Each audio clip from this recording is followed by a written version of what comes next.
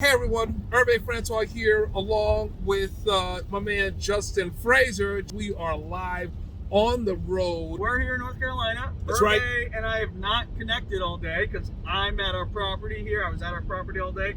Hervé's been out hunting. That's right. We thought it'd be great to do a special edition where we sort of recap here at the end of the day. We're on our way to our next property for tomorrow. More hunting tomorrow. That's right. But let's hear it, man. What happened today? Yeah, man, listen, I'll kick it off. So, early morning, after we dropped off Justin and an investor at our existing property that you guys all very well know about, Diamond Ridge, Residences Diamond Ridge, that night we went ahead and we hit the road. And we took a look at 3 different properties today. And again, as you guys know, we're really, really bullish about the market of Winston-Salem. So the idea has been what can we add to our existing portfolio that we have here? And that was really, what drove us to go ahead and set up these appointments with these brokers that took us to visit these 3 properties today. You know what? It was supposed to be 2 properties, but one of the brokers said, I have something for you guys. So we tell you all the time the benefit of being on the road, coming down, developing relationships with brokers who are even willing to go ahead and open up, what they have in their folio to show more stuff to you because they know that you're serious. They know that you're a buyer. They know that you are really bullish on the market in the city, in the neighborhoods that they have properties in and that you're looking to add to your portfolio. So the first property that we went to go check out was a property of 5. It was a portfolio of 5 properties. We went and checked out, met up the broker at the leasing office of the first property. I can't say that we met him inside the leasing office. We had to meet him outside the leasing office. And the reason why we had to meet him outside the leasing office was because the leasing office burnt down. Oh. The damn thing Are you kidding me? done caught on fire. When? Not today. Like recently? No, well, it could have been recently, Yeah. but however recent or however long ago, it has not been fixed. It hasn't been fixed. Hasn't been replaced, and it's boarded up and it's burnt. And depending on what type of investor you are, that might appeal to you, or that might not appeal to you. That appealed to us a little bit now, but I have to say, ultimately, why the entire portfolio did not appeal to us is because, you know what, folks, Winston-Salem is a big town, 250,000 population. This was in the not so nice area of Winston-Salem. It's not 7 minutes from downtown Winston-Salem like Diamond Ridge. It's not a war zone. It's not a D-type area. I would say it was probably like a C, maybe C plus area. But it was just, there wasn't a lot that we could do with this property, it being 20 to 25 minutes away from downtown in a C-rated area and a lot of deferred CapEx maintenance. Justin, I was thinking about you as we were walking to this property because I'm like, man, if we go forward and buying this property, Justin's gonna be pissed. I spoke to Matt about this and what was interesting about this, and you guys have to take this in consideration when you're looking at a property that's, when you're looking at a portfolio of properties like this, disjointed, different locations, different CapEx needs, and so on and so forth. You have to think about that discussion that you're going to have with your lender. They're going to be feeling more comfortable in lending to parts of the portfolio, but not the entire portfolio. You have to think about the discussion that you're going to be having with your insurance carrier. Same thing. What they will insure for maybe the nicer properties in our portfolio is not going to be the same that they're going to insure for the not so nice areas of the portfolio. You have to think about your investors. Where your investors, now that when it's time for you to go ahead and do that equity raise, they're going to be like, well, yeah, we like these 2 properties, we don't like these 3 properties, right? And can we invest in just these 2? And we don't have to invest in these 3. And you can't do that, right? Because you're purchasing all 5 of these properties in the same portfolio, and it has to be all 5 because all 5 of these properties are under the same current loan package. We are targeting C-class value-add properties. That's right. In Winston-Salem. That's right. So that portfolio checks 3 out of 3 right there. That's right.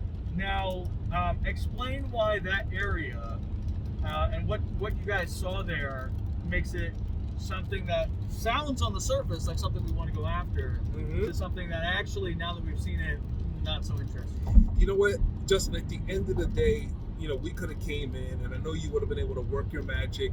If we would have been able to have been successful raising the equity, and I think we would have been, all jokes aside. I think the challenge for us would have been location. One thing you can't change about a property. Absolutely right. Absolutely right, man. It's just the location. I didn't fear the burnt up leasing office. I didn't fear the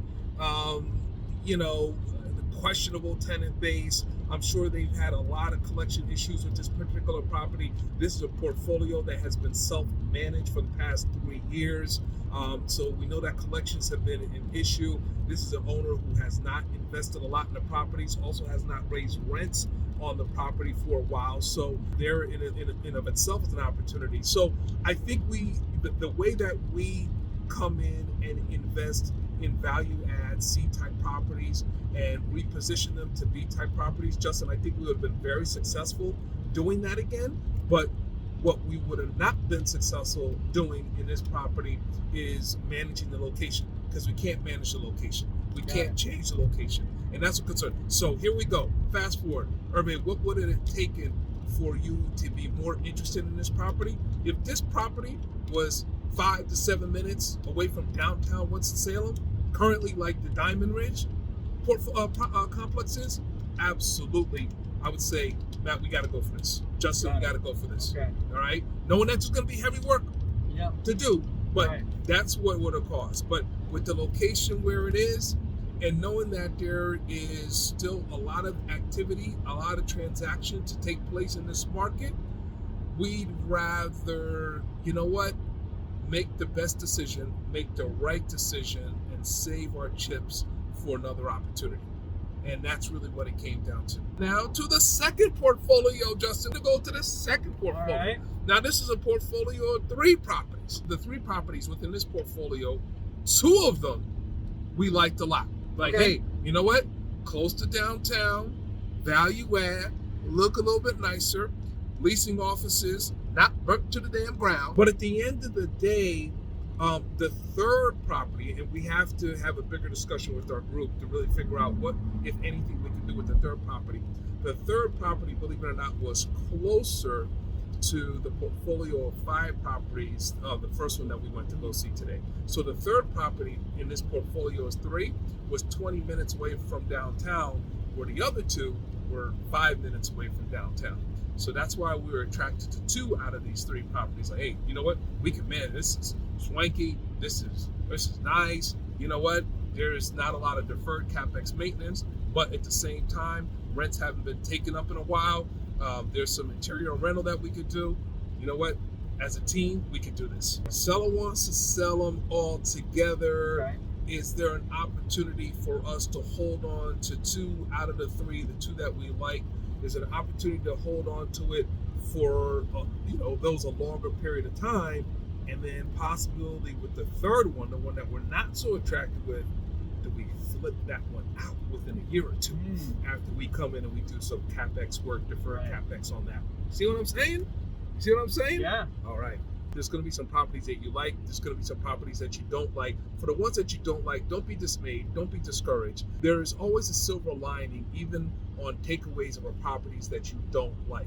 You developed a stronger relationship with a broker. You learned a little bit more about the neighborhood that you didn't know about before, that you thought you did because you did your research on Google Maps and Google Earth and everything else like that. But until you're boots on the ground, you don't really know. When the broker had found out that we were not interested in this portfolio of 5 properties, he said, hey, wait a minute, I got one more I can show you guys. And so we went to go check out this property as well. So, that's one that we're going to have a little bit of bigger. And that one's not tied into the other portfolio? It's not tied to the other portfolio. Okay. No, this is a standalone, not tied into the other portfolio.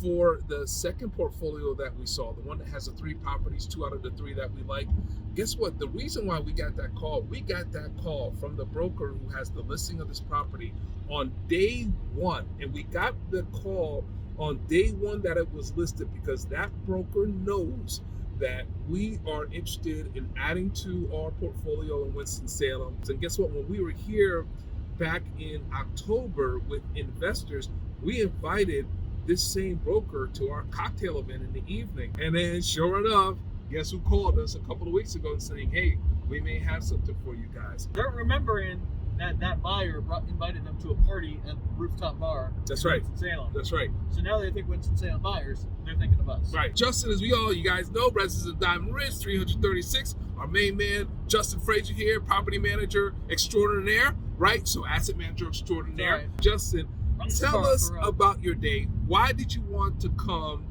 down to Winston-Salem now to take a look at our property? What did you get out of the day? It's great crossover with the Market Hunter theme, because when we come to properties, I can go my way, you can go your way. That's right. But we're both adding value to each other and helping each other learn. So I wanted to come down because we tend to visit our assets every 6 to 8 weeks. This property, we're spending so much money right now that we just have to be here more often. There's so many moving pieces. Right. A ton of construction projects, renovations happening. So you've got to be here, one, for quality checks on all of that. But the other more important piece, I would say, is staffing. Mm-hmm. A month ago, our regional manager changed. Mm-hmm. And so we're still with the same management company, but the regional manager is the person who is in charge of overseeing our property, among others, sort of like a super property manager. They switched out. And so we've been working remotely through Zoom twice a week. We've been having phone calls. He understands the business plan. Right. But there's really nothing like face-to-face. Let's sit down. Let's talk about processes. Let's get to know each other. Let's have some lunch together, have some coffee. Right. And just build that relationship. Right. And so through the act of walking our renovated units and our in-progress units and having conversations about the gutter that needs to be replaced, or the scope of our unit renovations, we're improving the property. We're talking about the technical, tactile stuff, but we're also talking about bigger picture things. Right. Our philosophy of investing, how we invest in the units, and we invest in the people, and we invest in the community aspect of things. And that helps us all get on the same page as far as the property managers, the site managers, the maintenance guys here. They all have to make day-to-day decisions on how they're treating our tenants, how they're interacting. Are they going to pay $2 extra for the better quality, or are they going to try to skimp and duct tape something? It's important to get your philosophy on how you want a property run, and that only comes up organically through conversation and talking about, we could skimp this way, but it's only going to last 2 months. Right. Let's spend the extra money and get it done right so that it works for the next 10 years, right? Right. And those kinds of conversations start to give the team that's there comfort in how you want the property run, and it helps gives me comfort that they can best represent me in the decision-making process when these things come up. A lot of real estate investors have fear about investing out of state. Let's keep it real. Yeah. Because they have huge concern is, how can I trust the property manager that I hire to manage my property in the way that I want them to manage my property, to keep the tenants, to bring the right tenants into the units, to make sure that these are very qualified tenants, are paying in full, they're paying on time, they meet all the financial, criminal background checks, and so on and so forth. And on top of that, that they are executing to the business plan of turning the units when they need to be turned, renovating the units that when they be renovated, bumping up rents, keeping the OpEx low, and so on and so forth. Justin, you've been doing this for a while right now. Mm-hmm. Trust, I have to imagine, needs to be a huge, huge part of how you work with property managers on a daily basis. We got property down here in North Carolina. Folks, you also know that we have property down in Lexington, Kentucky. Yep. How do you trust property managers, Justin? And on top of that specifically, how do you get to a level of comfort that they are executing the business plan that you've designed in the manner and in the time frame that you put it? It starts with the company itself. The management. We always use third-party managers because they are experts in their markets. That's number one. We want local market experts. But there's hundreds, dozens and dozens of management companies, and we vet them very hard.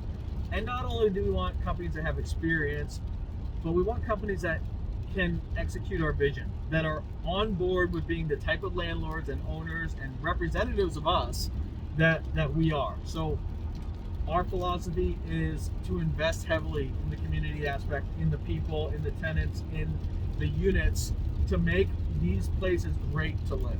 Right. So if there are management companies that simply don't jive with that look to cut corners, that don't care so much about the tenant experience, that don't care so much about renovating well, that don't care so much even about watching every dollar. And even though we invest heavily, we are very cost conscious, and we want to watch every dollar and keep an eye on it. So it starts with a company that matches your vision, and then that company has to go hire a bunch of rock stars. And does that company have awesome people working for them that can then work on your property and like the regional manager, like you talked about? So the regional manager is going to be someone that is sort of the strategic person that works with me on property strategy and where's this property heading. And you ask, how do we get on the same page? We start with a business plan. Right. I write a business plan with our underwriter. There we go. And like when our regional manager switched, I just handed him the business plan that we had given to the first regional manager. Got you. I said, hey, here's everything you need to know as of when we close, and then let's talk about what's changed since. Right. So he's got that solid foundation that's written down, and if he ever questions, it's written. We can go back and reference it. And then there's the site staff.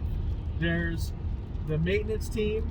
We have a maintenance manager, the maintenance guys. We then have the site leasing agent and support staff in the office. Mm-hmm. And all of those folks have very high touch points with the tenants. And really, that's who the tenant is going to think about when they think about this property. When they think about us as owners, they think about the maintenance staff that comes in and fix their work orders, and they think about the leasing staff that collects the rent.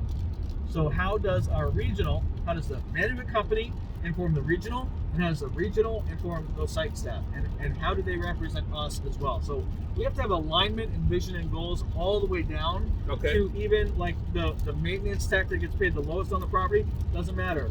He's got to be the guy that smiles and chats with the tenants and is not complaining and is not bad mouthing. And we have had and made some very tough decisions on staffing, because even if you're good at your job, as far as repairing the things you need to repair, that does not mean you're a good representative of us and this property if you have a bad attitude. So to that vein, Justin, let me ask you, what do you believe is the best managerial style from your seat as an asset manager, considering that you only get down here 6 to 8 weeks? We obviously are managing this entire process from out of state. Do you believe in a micromanaging model, nitpicking, and you're on that regional manager on a daily, if not weekly basis, phone calls, Zoom calls, and so on and so forth? Or do you prefer to be a little bit laissez-faire, hands off, let him or her, let the producers produce?